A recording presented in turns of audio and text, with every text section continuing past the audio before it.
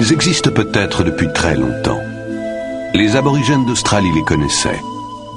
Au XVIe siècle, il en est également question en Europe, dans des récits qui en parlent comme de l'œuvre du grand faucheur. Personne ne pouvait dire d'où ils venaient. En quelque sorte, l'œuvre du diable. On ne sait toujours pas s'il s'agissait aussi à cette époque de cercles ou de figures apparentées. La légende veut qu'il soit réapparu de façon sporadique en Irlande, dans des champs de céréales. Ce n'était tout d'abord que des rumeurs chuchotées par des paysans miséreux que guettait la famine. Ils croyaient plutôt au retour du grand géant Finn McCool, dont ils pensaient reconnaître les traces de pas dans l'herbe. Cela a duré ainsi jusque dans le milieu des années 60, lorsqu'on en découvrit plusieurs dans le Queensland, en Australie.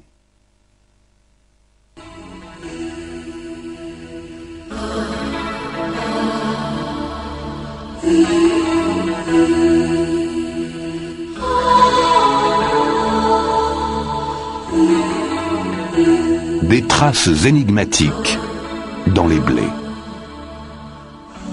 Au milieu des années 70, des cercles isolés se sont tout d'abord formés dans le sud de l'Angleterre.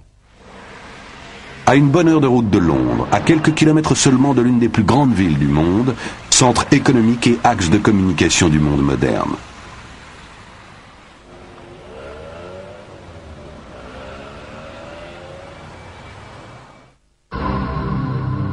C'est là que ces formations presque indescriptibles font leur apparition dans les champs de blé. Indescriptibles dans la mesure où les hommes, dans toutes les civilisations, ont jusqu'ici été en mesure de créer des milliers et des milliers de symboles et de signes à des fins les plus diverses. Pourtant, ces formations géométriques ne ressemblent à rien de ce qui s'est fait jusqu'à présent. Il existe bien sûr des exemples célèbres de cercles et de lignes dont la symbolique nous échappe en partie. Il en existe presque partout dans le monde. Cependant, le phénomène semble se concentrer en Angleterre, dans le comté de Wiltshire, où cercles et lignes se multiplient année après année pour former des compositions savantes que l'on ne voit nulle part ailleurs.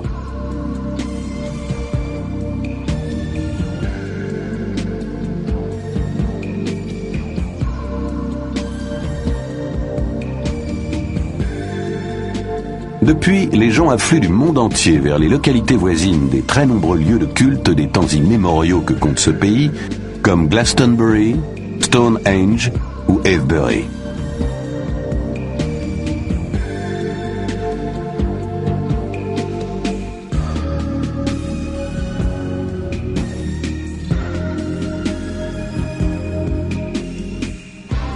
Les illusions de ces pèlerins ont été mises à mal en septembre 1991, à une époque d'indifférence généralisée, lorsque deux retraités facétieux, Doug Bower et Dave Corley, ont affirmé être les auteurs de toutes ces formations.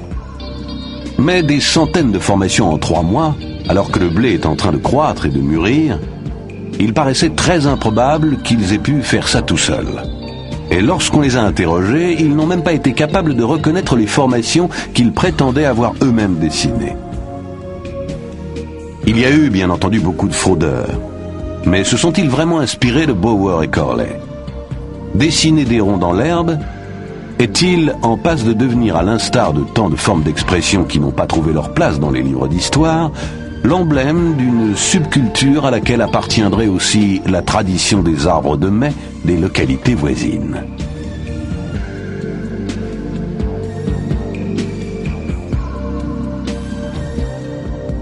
Mais comment expliquer que des signes identiques apparaissent aux 4 coins de la planète?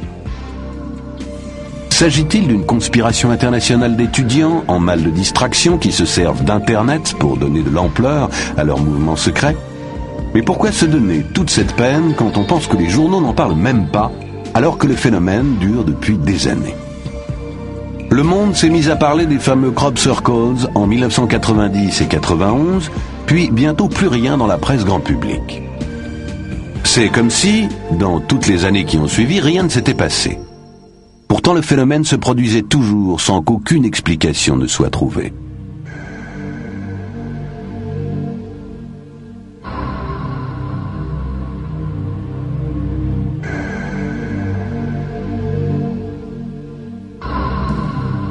Une chose est sûre en tout cas, il se passe quelque chose dans les champs.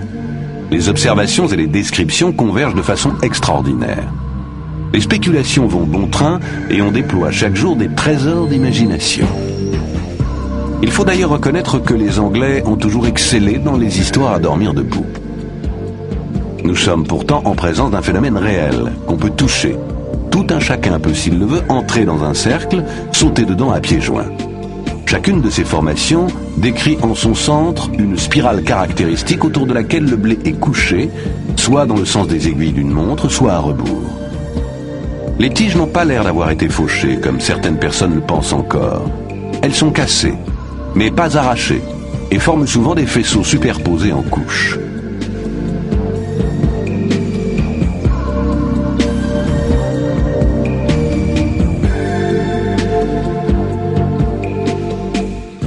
En 1991, environ 250 cercles simples sont apparus, mais aussi, comme en 1990, des formations de grande taille, atteignant 240 mètres de long et présentant des formes très étranges.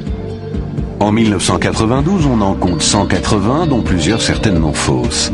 Les critères permettant de distinguer une vraie formation d'une contrefaçon sont assez difficiles à déterminer.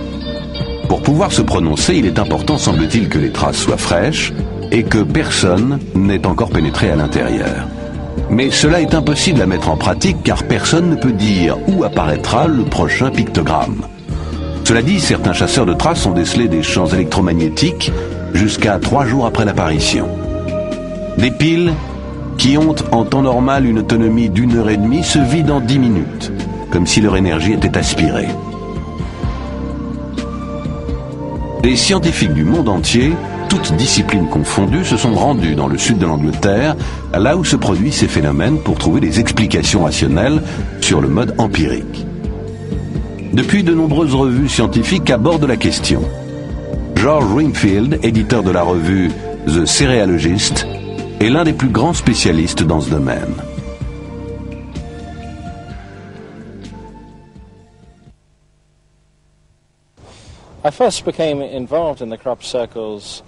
C'est en lisant un bref article évoquant la découverte de quelques cercles dans des champs de blé voisins de Westbury, dans le Warwickshire, que mon attention a été attirée par ce phénomène en août 1987. Je me suis rendu sur les lieux en voiture avec ma femme et mes 2 fils, pour voir de quoi il en retournait. Je me souviens encore très bien m'être dit qu'il devait forcément y avoir une explication rationnelle. De par ma formation, j'avais l'habitude de penser selon un schéma scientifique. Mais nous avons dû rapidement admettre que ces 2 cercles que nous avions sous les yeux avaient quelque chose d'énigmatique. Nous avons essayé toutes les hypothèses. Peut-être des vents tourbillonnants ou un phénomène atmosphérique du même genre. Peut-être fallait-il y voir la main de l'homme. Mais nous avions l'impression que ce n'était pas de cela qu'il s'agissait. Le jour même, nous sommes allés voir une autre formation, celle-là très grande, avec 2 grands anneaux autour du centre. Pendant que je me trouvais dans le cercle, ma femme Gloria était restée avec nos 3 chiens sur un promontoire voisin, d'où elle pouvait voir la formation dans sa totalité. Elle a vu des petits éclairs bleus raser le sol pendant 2 ou 3 minutes, sans avoir la moindre idée de ce dont il pouvait s'agir. C'était simplement étrange.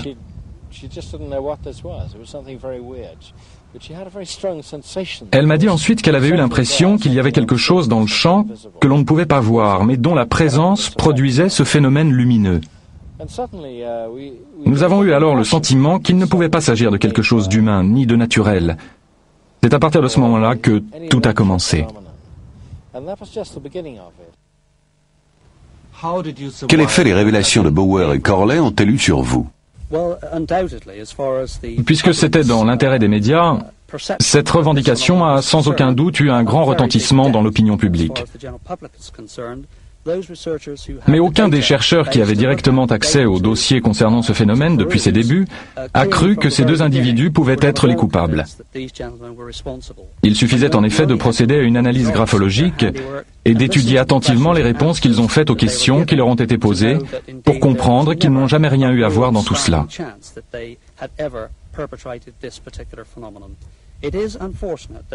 Malheureusement, les médias se sont emparés de l'affaire et la nouvelle est tombée en moins de 12 heures sur les téléscripteurs des radios et télévisions du monde entier. Cette revendication de canular était elle-même un canular.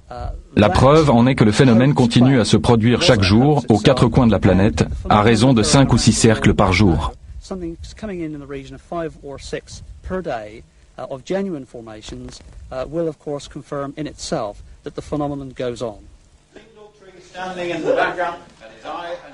À l'instar de Doug Bauer, certains hoaxeurs, ainsi que les Anglais appellent les auteurs de canulars, ont tombé le masque.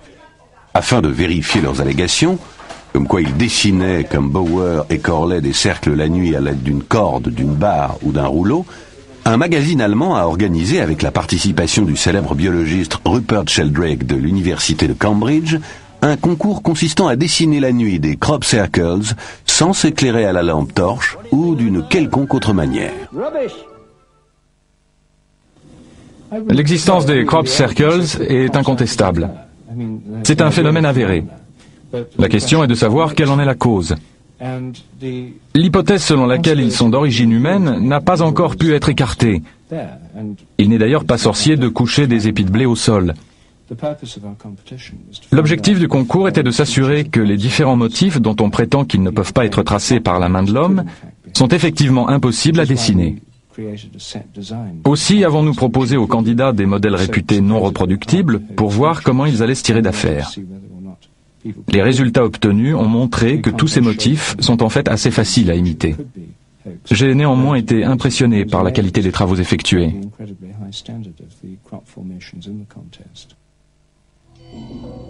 En y regardant de plus près, on s'aperçoit pourtant que les contours ne sont pas tout à fait nets, que certaines tiges sont détachées au lieu d'être simplement cassées, et que la spirale n'est pas irréprochable.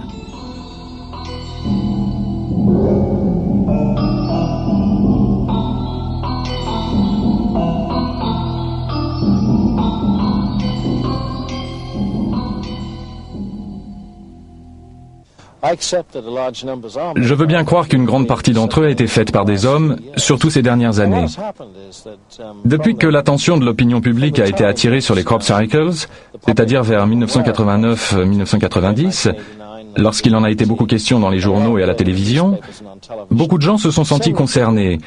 Et il était dès lors inévitable que certaines personnes se mettent à en dessiner elles-mêmes et à développer des motifs complexes, dont beaucoup sont aujourd'hui parfaitement exécutés et irréprochables d'un point de vue géométrique.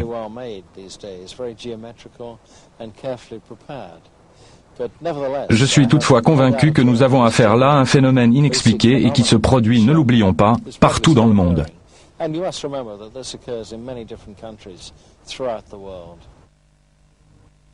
Andy Thomas est l'auteur d'un livre intitulé Fields of Mystery et l'éditeur de la revue Sussex Circular. Contrairement à ce que le nom de son mensuel pourrait laisser penser, il entend traiter l'affaire des crop circles d'un point de vue international. Le lecteur est tenu au courant des dernières découvertes dans ce domaine. L'équipe de Thomas travaille en étroite collaboration avec le professeur Levengood, biophysicien à l'Université du Michigan. Chaque pays semble avoir sa spécificité culturelle. Les formations trouvées en Allemagne, par exemple, présentent un côté gothique, alors que celles trouvées aux États-Unis ont tendance à être plus effilées, comme les dessins des premiers habitants du Nouveau Monde. Je pense que cela doit tenir aux forces, quelles qu'elles soient, que renferme chaque région, si bien qu'à une région spécifique correspondent des symboles culturels qui lui sont propres. Les éléments de base sont bien sûr partout les mêmes, à savoir des ronds et des cercles récurrents, mais les dessins eux-mêmes varient d'un pays à l'autre, un peu comme si chacun d'eux était ainsi référencé.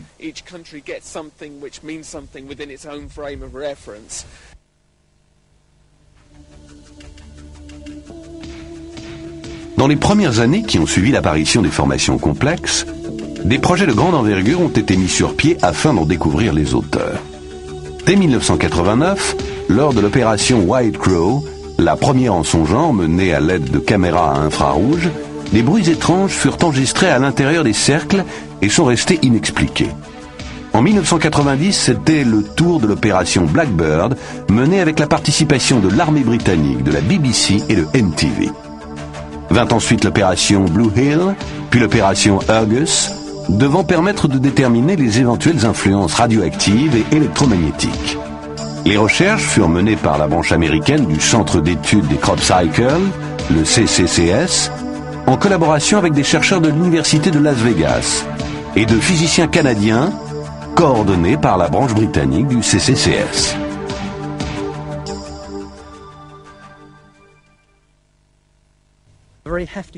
Il s'agit d'un groupe d'environ 20 chercheurs hautement qualifiés, dont des spécialistes du nucléaire, qui se sont concentrés sur 4 ou 5 isotopes anormaux trouvés dans le blé affecté et présentant des temps de demi-amplitude extrêmement brefs, chose inimaginable dans la nature.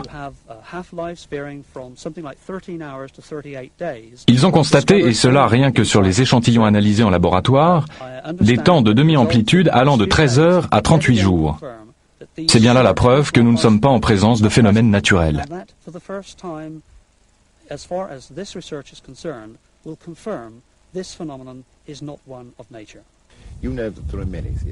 Les thèses avancées vont de la croyance en une espèce de force spirituelle primitive jusqu'à l'exploration de la Terre par des extraterrestres. L'objectif de notre opération Argus est de rassembler des faits scientifiques clairs en relation directe avec les événements constatés. Ce n'est que lorsque nous aurons complètement exploité ces données que je commencerai à spéculer sur les causes et les origines. Quoi qu'il en soit, une intelligence est manifestement à l'œuvre et il y a tout à parier qu'il ne s'agit pas d'une intelligence humaine. Dans le Sussex, nous travaillons en étroite collaboration avec l'équipe de recherche américaine BLT, dirigée par le professeur Levengood. Nous prélevons des échantillons de blé couchés à l'intérieur des cercles et nous les envoyons pour analyse aux États-Unis. Le professeur Levengood a découvert que des mutations biologiques avaient eu lieu, ne pouvant s'expliquer par le simple fait que le blé ait été foulé mécaniquement. Les nœuds des tiges sont très volumineux, comme s'ils avaient été gonflés de l'intérieur par une sorte de chauffage n'ayant duré qu'une fraction de seconde.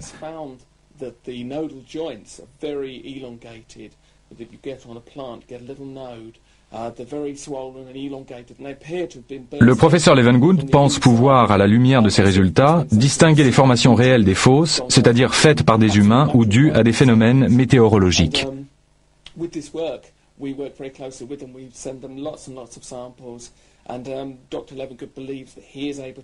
Le professeur Levengood suit de près un phénomène très important, à savoir la mutation génétique structurelle des végétaux. Il a découvert que les graines contenues dans les épis se trouvant à l'intérieur des cercles présentent un état des plus étranges, connu sous le nom de polyembryonie.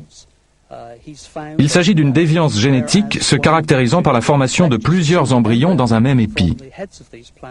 Mais comme il n'y a pas de production d'albumène, ces embryons ne peuvent pas germer. Les mêmes anomalies ont été constatées sur des échantillons que je lui ai moi-même envoyés d'Australie, de Tchadekin au Canada, ainsi que des États-Unis.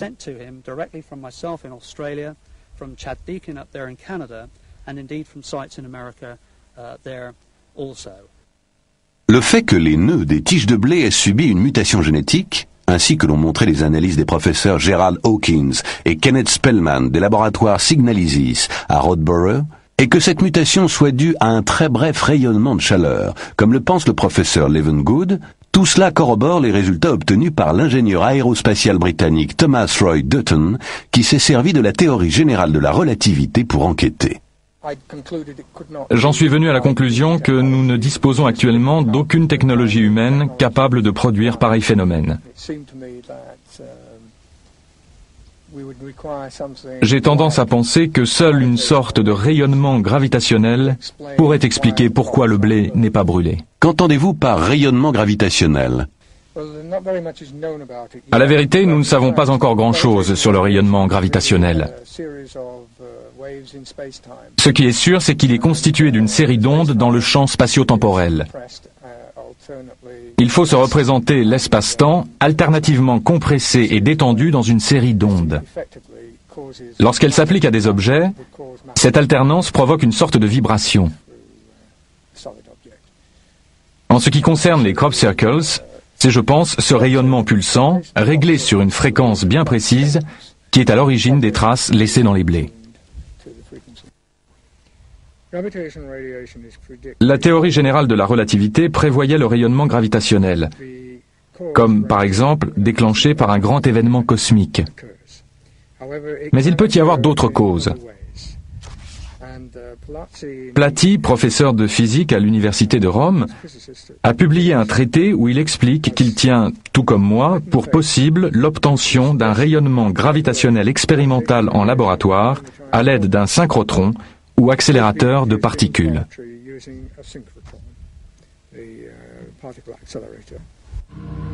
Puisque les résultats obtenus isolément par différents scientifiques ne se contredisent pas, voire se superposent et se complètent, et que la technologie mise en cause ne correspond pas à l'état actuel de la science et dépasse les compétences humaines, la théorie de la composante extraterrestre semble prendre corps.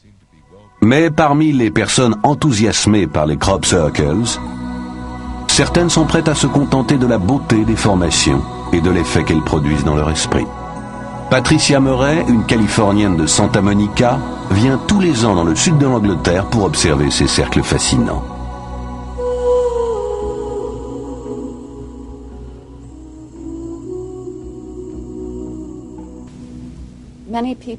Beaucoup de gens disent des crop cycles qu'ils constituent la plus grande énigme de notre temps. Et c'est exact. Ça peut se comparer à une grande histoire d'amour. C'est comme tomber amoureux de l'inconnu. On sait prendre son propre pouvoir imaginatif, de la force qui émane de cette terre, de la nature. Quand on entre dans le crop cycle, on a l'impression de flotter dans l'espace interplanétaire. Ils viennent de quelque part, on ne sait pas d'où, ni qui ou quoi les a produits, mais ils ont l'air de venir d'ailleurs. Et pourtant, ils sont dans nos champs. Et d'une certaine façon, ils n'appartiennent pas non plus tout à fait à leur monde d'origine. On se trouve donc dans un espace sous tension, entre deux mondes.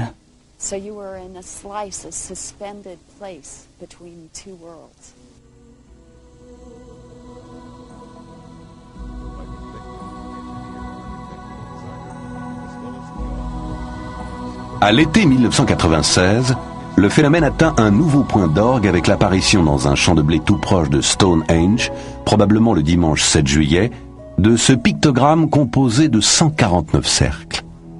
Non seulement cette formation constituait l'un des plus beaux motifs jamais trouvés dans un champ de blé, mais plusieurs indices laissaient à penser qu'elle avait été réalisée de jour.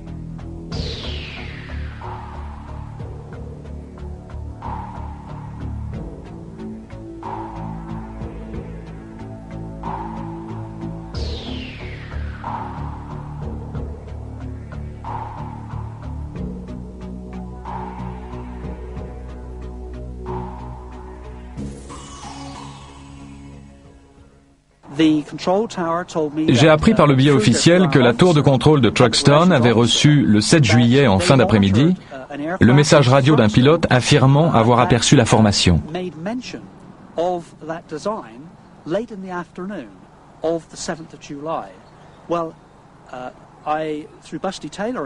Grâce à Busty Taylor, un pilote de notre connaissance, j'ai pu mettre la main sur un pilote civil qui avait survolé Stonehenge ce jour-là vers 17h30 avec un médecin à bord. Les deux hommes sont absolument certains que cette énorme formation d'environ 300 mètres de long, au dessin fantastique, n'était pas là à cette heure. Sinon, ils l'auraient forcément remarqué. Ils ont atterri à 18h15 à Truxton. Le médecin a ensuite pris la route A303 en direction de Stonehenge et c'est alors qu'il a vu un attroupement d'automobilistes garés au bord de la route pour pouvoir admirer cette exceptionnelle constellation de crop circles.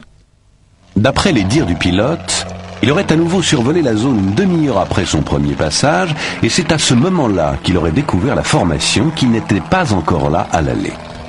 Il n'a malheureusement pas voulu témoigner devant les caméras, après les comptes rendus contradictoires et hors de propos que la presse locale a fait de ses premières déclarations. De façon générale, nous nous sommes heurtés à un mur de silence. Par exemple, à Stonehenge, les personnes chargées de surveiller les alentours immédiats, afin d'empêcher les importuns de franchir les grilles entourant le site, ont eu pour consigne officielle de ne faire aucune déclaration. Nous avons tout de même appris de sources officieuses qu'elles n'avaient remarqué aucune activité inhabituelle au cours de cette journée. Pour réaliser une formation de cette envergure, n'importe qui aurait eu besoin de plusieurs heures de travail et d'application.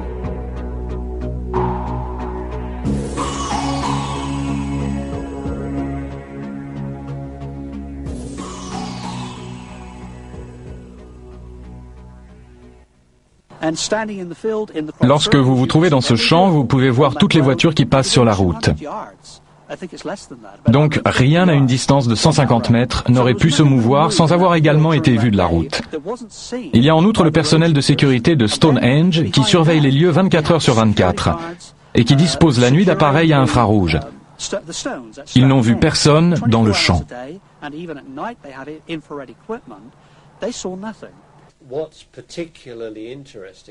Ce que la formation de Stonehenge a de particulièrement intéressant, c'est qu'elle est l'une des plus complexes qui nous ait été donnée de voir.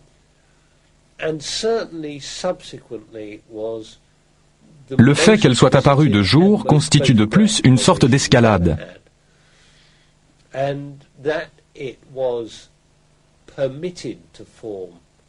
À mon avis, par là, leurs auteurs veulent attirer de plus en plus notre attention sur ces manifestations.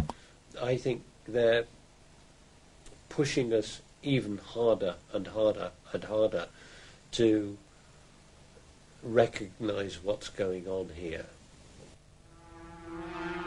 Environ 3000 ans avant Jésus-Christ, les hommes de différentes civilisations qui avaient jusqu'alors fait dans la peinture rupestre stylisée et naturaliste se mirent à graver d'étranges signes abstraits sur les parois rocheuses de leur habitat, signes ayant conservé leur caractère énigmatique jusqu'à aujourd'hui. Comme dans les crop circles, dont il est l'élément de base, le cercle est un motif récurrent que l'on trouve par milliers aux quatre coins de la planète. Il semble que ce soit un symbole élémentaire, indissociable de l'histoire de l'humanité. Il apparaît dans les vestiges de la culture celtique, aussi bien que dans les cimetières anglais, ou sous forme de spirale dans les galeries funéraires de Newgrange en Irlande. Les spirales et les cercles symbolisaient-ils autrefois le voyage labyrinthique vers le royaume des morts, le long chemin semé d'embûches qu'est la vie et l'éternel retour du destin inexorable? Ce que nous retrouvons dans les cercles modernes, se développant avec les progrès des connaissances, correspond-il à des œuvres commémoratives ou à des marques d'inventaire?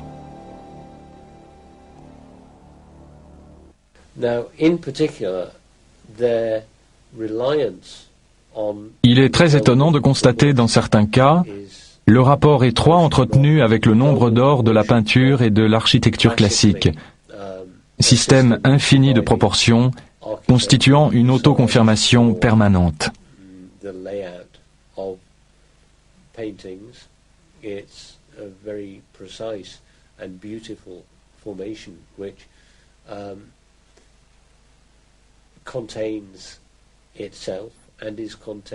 Ce qu'il y a d'intéressant avec le nombre d'or, c'est que c'est un système de proportions dont Dieu lui-même se sert pour créer une fleur ou un arbre.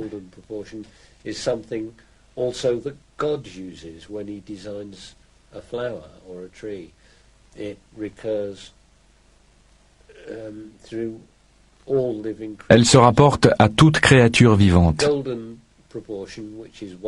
Le nombre d'or qui se trouve dans un rapport de 1 sur 1,618 s'illustre par exemple dans le pentacle, l'étoile à 5 branches apparaissant dans tout ce qu'elle a d'unique au centre des crop circles. On la retrouve également dans la suite de nombres de Fibonacci, qui s'exprime par le nombre d'éléments que compte une formation.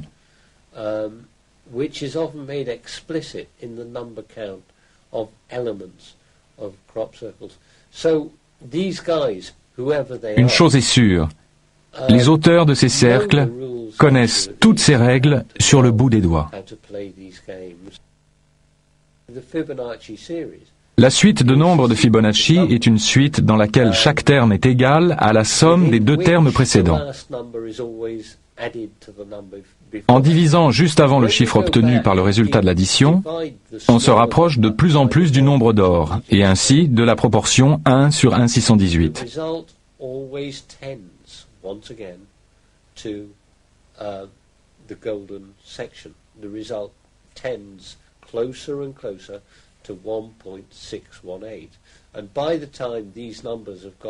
Dans la région où les nombres deviennent de plus en plus grands, c'est-à-dire lorsque l'on arrive vers les nombres 55, 89 et 144, le résultat de la division du nombre le plus grand par le nombre le plus petit correspond de plus en plus au 1/618 du nombre d'or. La méthode de Fibonacci permet donc de calculer au plus près le nombre d'or, qui a également d'autres fonctions dans les jeux de nombres auxquels se livrent les auteurs de crop circles.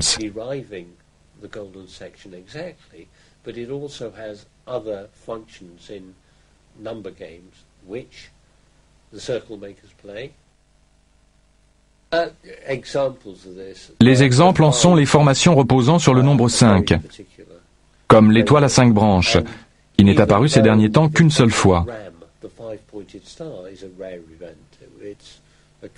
mais aussi la quintuple formation assez fréquente, rappelant les 5 points d'un dé et dont nous voyons ici 2 spécimens placés côte à côte.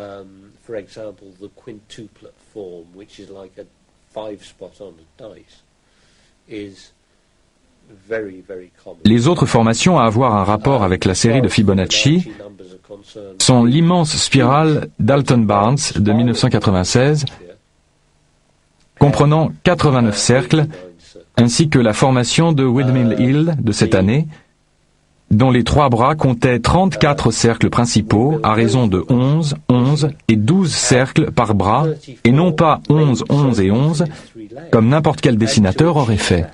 De toute évidence, la formation devait atteindre le nombre magique de Fibonacci de 34.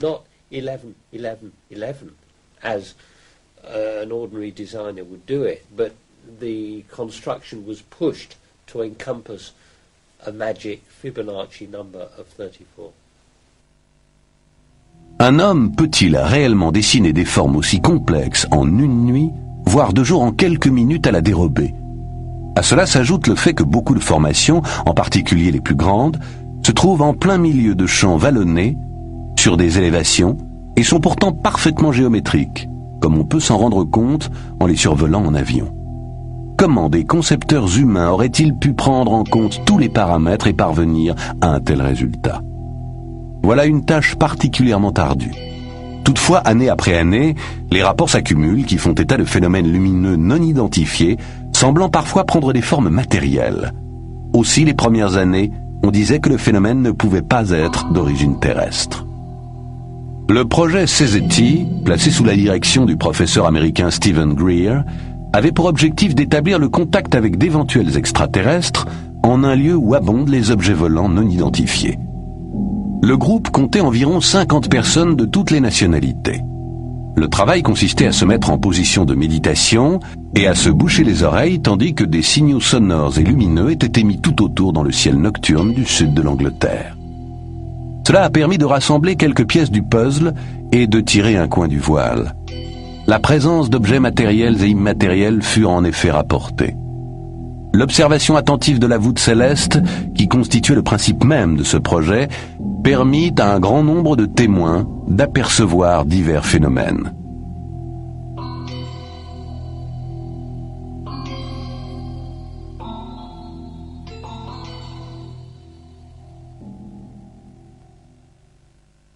Nous nous trouvions dans le Toothmead Field, avec notre groupe en train d'exécuter le point CE5 du procès-verbal, installé dans un crop circle, lorsque nous avons été surpris par une pluie torrentielle. Il faut préciser qu'avant cela, nous avions déjà aperçu, à 10 ou 15 minutes d'intervalle, 4 objets non identifiés se dirigeant vers l'est et semblant planer au-dessus de l'horizon. Pendant un court laps de temps, deux qui sont apparus en même temps. Tout ça se passait à une altitude d'environ 3000 mètres, mais il est difficile de se faire une idée précise.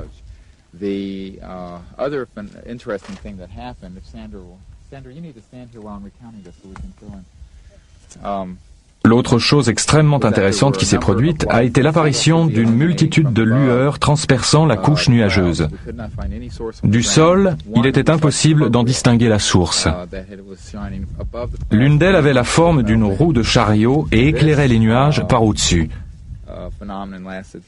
Nous avons pu l'observer pendant plusieurs minutes, au moins 10, tandis qu'elle apparaissait et disparaissait continuellement. Puis tout d'un coup, il y a eu de gros nuages noirs et nous nous sommes retrouvés dans l'obscurité totale. C'était comme si toute la région baignait dans un gros nuage noir, puis il y a eu une percée et il s'est mis à pleuvoir des cordes. Je pense qu'en réalité, une lueur est apparue sur le bord du cercle. Il y avait une masse dont la forme était plus large en haut qu'en bas, qui bougeait dans cette zone lumineuse. Elle bougeait de façon aléatoire et elle ne semblait pas avoir de trajectoire prédéfinie. Oui, exactement, comme si elle évoluait dans un champ magnétique qui se situait au bord nord du cercle où nous nous tenions. Ce que c'était, personne ne le sait, mais nous l'avons tous vu. Par ailleurs, il y avait d'autres phénomènes, mais de moindre importance que dans le cercle principal. Avec la pluie, tout le monde sur le haut de la colline a été trempé, ce qui nous a contraints à partir.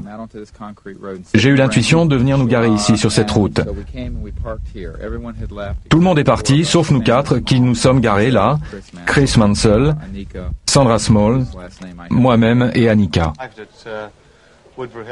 Une fois à Woodborough Hill, il s'est mis à pleuvoir et il a fallu interrompre l'observation.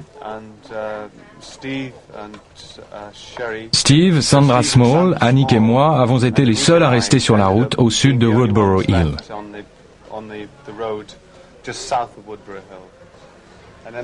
Puis tout d'un coup, entre minuit et quart et minuit et demi, j'ai aperçu cette série de lumières. Nous étions assis dans la voiture et tout d'un coup il a crié « Qu'est-ce que c'est que ça ?» Puis il est sorti pour aller cogner à la vitre de Steve Greer. La voiture de Chris et de son amie Annika était derrière la nôtre. Sur le coup de minuit 20, minuit et demi, il vient cogner à ma vitre côté conducteur. Il frappait si fort que j'ai cru qu'il allait me la casser, tellement il était excité. J'ai baissé la vitre et il m'a crié « Regarde, regarde donc un peu ça !» Il y a une soucoupe en train d'atterrir. C'est donc bien Chris qui l'a vu le premier. Je suis sorti de la voiture pour aller prévenir Steve. Nous voulions voir ça de plus près, car nous étions persuadés que cette formation lumineuse ne pouvait pas être celle d'un avion, d'un hélicoptère ou d'une voiture, qu'il était tout simplement impossible de se l'expliquer.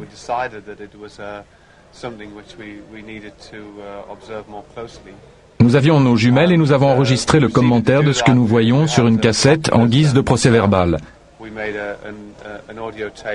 Il s'agissait grosso modo d'une série de lumières allant du rouge au bleu qui tournaient autour d'une structure de gauche à droite.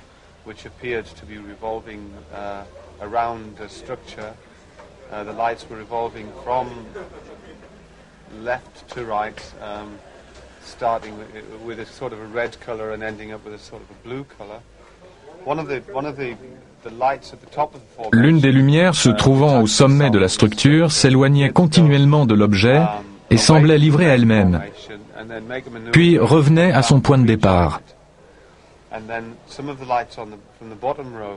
La même chose s'est ensuite produite avec les lumières situées à la base. Elles partaient assez loin, parfois vers la gauche, parfois vers la droite, et revenaient.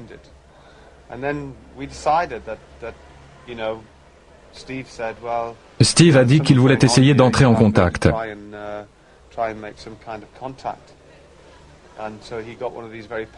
Il est alors allé chercher en vitesse une lampe halogène très puissante dans la voiture et il l'a fait clignoter 2 fois.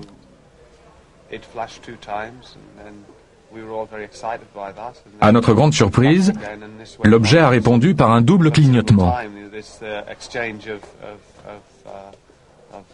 En essayant à nouveau, on a obtenu le même résultat, et comme ça pendant plusieurs minutes. Lorsqu'un système de lumière tourne manifestement autour de quelque chose, il me paraît aller de soi qu'il fait partie d'une structure plus grande à laquelle il est connecté.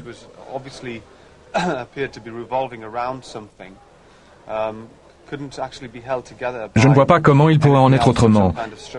Mais maintenant, qui peut dire vraiment ce qui est de l'ordre du possible et ce qui ne l'est pas?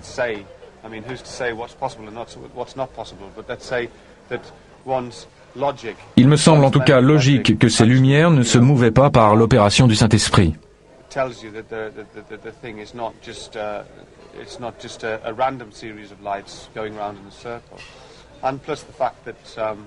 D'ailleurs, lorsque l'objet s'est rapproché du sol, nous avons cru voir des contours se détacher sur les arbres en arrière-fond, comme si la forme se précisait.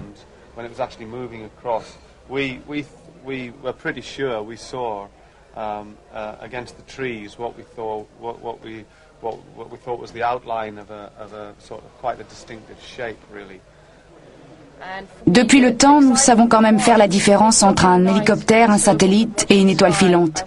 Et ce que nous avions là sous nos yeux était parfaitement inconnu. C'était incontestablement pour moi un objet volant non identifié.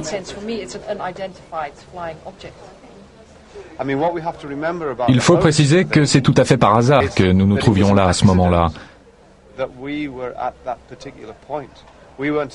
Personne ne pouvait le savoir, et il ne peut donc pas s'agir d'une blague que quelqu'un aurait voulu jouer à l'équipe de Steve Greer.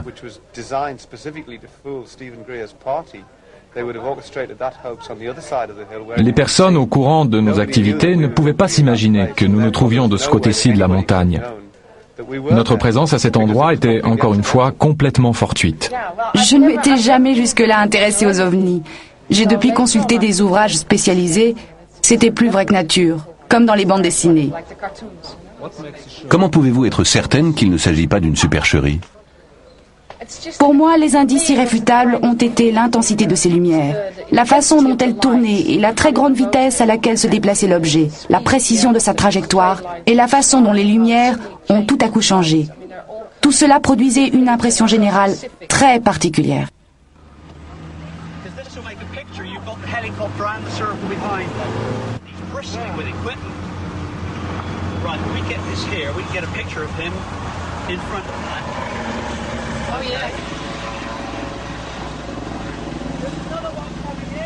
Colin Andrews et ses collègues ont été témoins de l'intérêt que porte l'armée au problème des crop circles lorsqu'à l'été 1994, ils ont aperçu un hélicoptère militaire volé à Alton Barnes au-dessus d'un champ où l'on découvre chaque année plusieurs formations intéressantes. Les lieux sont pourtant surveillés à l'aide de caméras infrarouges depuis 1991.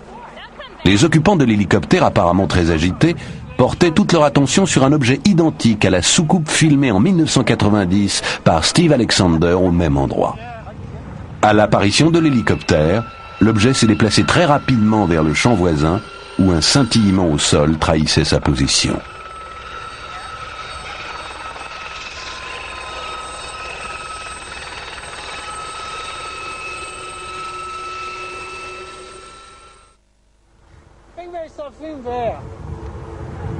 In front of him there is something, I don't know what it is.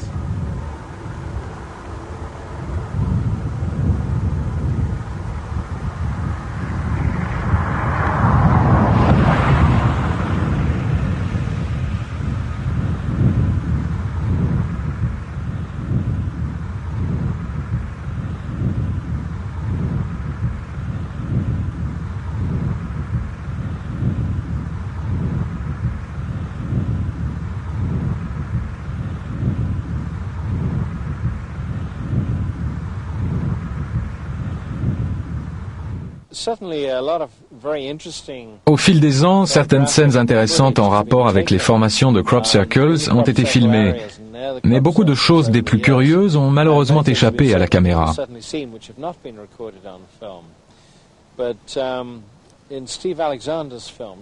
La vidéo tournée en 1990 par Steve Alexander montre une petite soucoupe de seulement quelques centimètres de diamètre raser un champ, disparaître dans le blé